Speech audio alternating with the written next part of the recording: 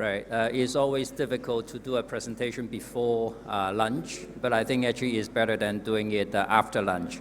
So bear with me. And I am going to continue a bit on the previous panel because that's about financing, and I think I'll be touching upon the ship leasing also.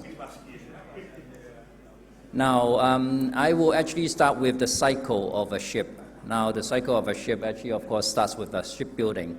Now, as you can see over here, shipbuilding in Asia actually is comprising 90% of the global shipbuilding, including China, Japan, and also Korea. And then when you're talking about the ownership of the ships, half of the ships of the world fleet are actually owned in Asia. And then with the cargo, actually 4.4 billion tons of cargo out of 10.7, that's about 40% of the total cargo is actually being loaded in the Asian ports. And then, of course, then eventually the ship have to be demolished. Now in Asia, actually we demolish 80% of the ships. So actually you can see the whole life cycle of the ships, actually a lot of them, they spend their life in Asia. So actually, I think if you are going to give an ID card to those ships, actually those are Asian citizens. Now, of course, all this, one item is missing, which is the ship financing, which starts before the ship is built. Now, earlier the panel talked about the different alternatives of ship financing, mortgage debt, leasing, and different things. And I'll be touching upon on that a little bit later on. Now, this is another map which is presenting in a chart, which is easier to read, and is including also ship registration. As you can see, all the spikes over there, the blue ones, actually those are buildings, ship buildings. So actually you can see a very strong presence over there in Asia. And then you've got the ownership, same as I mentioned earlier, half of them are actually owned in Asia. Of course, Greece is actually the biggest one in Europe. And then registration. Registration actually is not there in the previous slide. Now over here you can see the biggest one, Panama, and then Marshall Islands, Liberia. Hong Kong is the third. And then of course scrapping also. You can see a lot of activities over there in India, Pakistan, Bangladesh. Now this actually of course is a chart which is combining all different cargo types and then rank them. It's a 2017 ranking, but then actually this is coming out from UNTAC, and that is the most updated one already. Now you can see that 17 of the top 20 ports are actually in Asia, and then 14 of them, they're in China.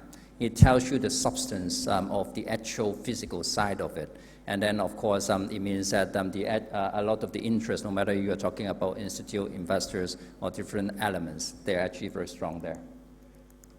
Now, this is a very long presentation. I will actually be focusing on a few slides of them. So I'll be actually skipping through a lot of them. My team had a very ambitious idea when they are trying to do these slides. Now, tax. Actually, of course, everybody, you're here in business and you want to actually make money. And the Hong Kong government's philosophy is that to keep the money in your pocket. That's why we try to simplify the tax system. For businesses, actually, the tax that you will be paying, the majority one, is the profit tax. And then earlier, a couple years ago, we have decided that we reduce our profit tax from 16.5% to 8.25% for the first 2 million Hong Kong dollars of profits. So actually, it is actually very useful. I mean, for especially now, you know, there are a lot of tech startups and all that. So actually, this reduced tax will be able to help them. And of course, a lot of the tech startups, they're actually fueling activities into the shipping industry. And then we have a lot of the crosses over there is the tax that we don't charge. The circular thing up there is a combination of different tax of different places. Now, Hong Kong, you can see that when we add together all the tax, we have corporate income tax, which is the profit tax, personal income tax, Social Security for both employer and employee, VAT and all that. You can see Hong Kong is actually the least. Singapore is about more or less doubling in terms of the total tax rate, whereas Shanghai is about 3 times of Hong Kong.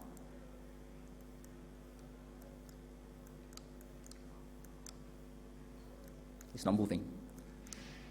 Oh, there. Now, the next thing I would like to talk about is the Greater Bay Area. Because Hong Kong by itself is just a small city, 7 million people, 1,000 kilometers squared. But then the Greater Bay Area is an area that we have signed together, the 11 cities that we will be doing together to develop the economy. Again, a lot of items over here, but I will start with the GDP per capita. Now, if you look at it, the GDP per capita for the Hong Kong Greater Bay Area is about $20,000 US dollars. If you compare that with the other Bay Area, say San Francisco is 5 times of ours. New York is 4 times of ours. Tokyo is 2 times of ours. So this shows the potential of how we could develop in terms of growing the GDP per capita. Now, I use the GDP per capita instead of the total GDP because we know that China's got a lot of people. So actually, if I use the total GDP, then actually it will be much more than the others, and it will be a bit of out of context. Now, if we want to grow the GDP per capita, then the items over there, the percentage of treasury industry in GDP, actually it shows kind of like a direction where we can grow it. Because now if you look at our GDP percentage in terms of treasury industry, ours is about 65%, San Francisco 71%, New York is all the way up to 83%. Now it shows the potential because the treasury industry, whereas in New York for sure is the capital market, and then San Francisco is about the technology. So this is the area that we should be focusing and doing. And then of course it's also supporting the maritime industry. So this is something that we believe it is very important, and in order to grow it, actually what we need to grow is by the people, by the talents. So actually you can see also in terms of the world top 100 university, we've got 4 of those in the Greater Bay Area, our Greater Bay Area. And then the others, they've got only 2. So it's a matter of making use of that. If you look at the potential of it, now the GDP of our Greater Bay Area right now is 1.6 trillion US dollars. So to put it in perspective, is approximately the size equal to Russia or Korea. So if we are able to grow our GDP per capita, say doubling that to the level of Tokyo Bay Area, then it means that actually our Greater Bay Area will be the size doubling of Russia or doubling of Korea already. So this is something that is very substantial, and we believe that actually there is the Greater Bay Area that we have is much more comprehensive than the others. Now, there are a lot of discussion in the Greater Bay Area about the future of our ports already. Right now, we've got the Shenzhen port, Guangzhou port, and Hong Kong port. All together is handling about 60-some million TEUs. So the talking now is that what is the possibility if our 11 cities work together and to relocate and consolidate all these ports into one port. Now, some of them, they even have a location identified. It is like the river mouth is like this, and it is kind of like in the middle, out in the sea, which is very deep. And actually, location-wise, it's very good because it's bringing out all the port activities out from the city to farther out. So the vessels, they don't really have to go in that much. And then actually, for example, pollution by the vessels or by the container trucks, actually, that will be away from the city also. And then when you come to the facilities like, for example, bunkering, backup area, it could be all done from ground zero. This is something, of course, some people will be asking about the question of, are you willing to do it? Because the port contribution to GDP for both Hong Kong and Shenzhen actually is very high. If we do it somewhere else, then actually the GDP is being moved away from Shenzhen, moved away from Hong Kong. But then if you look at, for example, the Shanghai Yanshan port, actually the port location is not in Shanghai. Actually, they are renting those islands from Zhoushan. So actually, if we use the same model, then it's actually very doable. But of course, it will take time. Capital market, actually, I mentioned about the earlier panel. Now, with this one, actually, one item which would be quite interesting is the IPO funds. For the past 10 years, Hong Kong's IPO actually was the world's biggest for 6 of the past 10 years. And then if you look at also the first part of this year, also the Hong Kong IPO fund is also the highest, higher than London, higher than New York.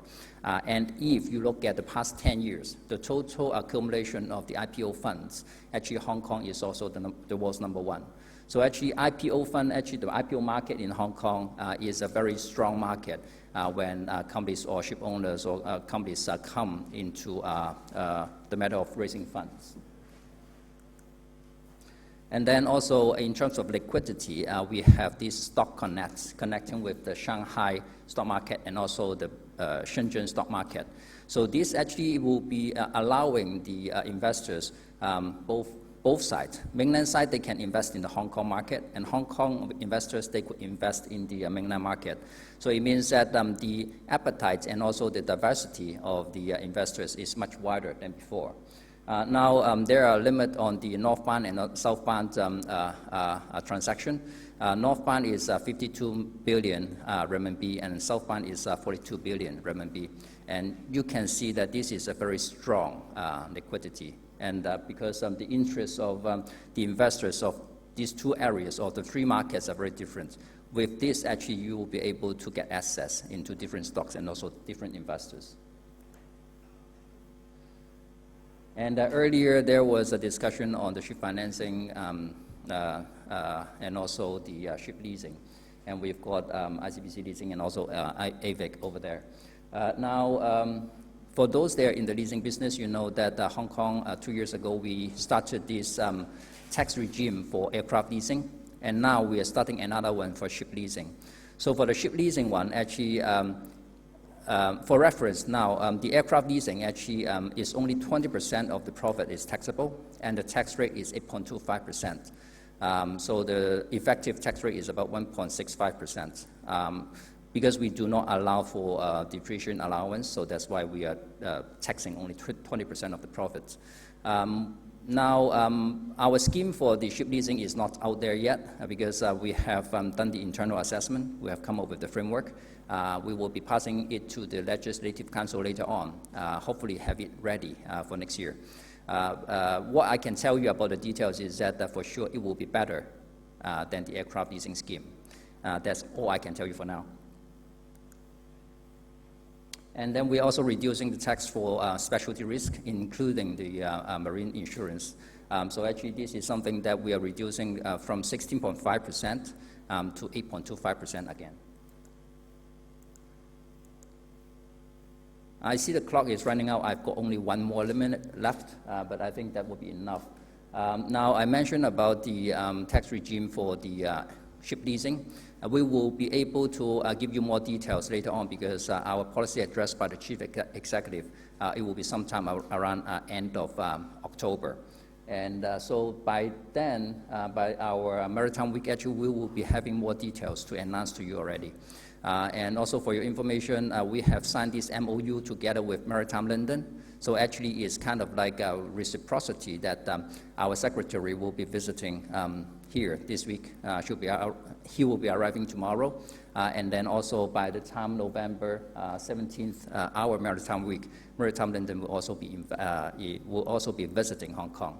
So I hope that this will be giving you a bit of the taste of what's going to happen in Hong Kong later on. And then you'll plan your traveling and come over to Hong Kong in November. It's the best time of the year. Thank you.